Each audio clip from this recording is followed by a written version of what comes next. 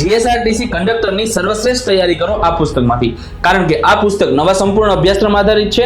સાથે આ જ પુસ્તકમાં તમને મળે છે 7000 થી વધારે વન લાઇનર.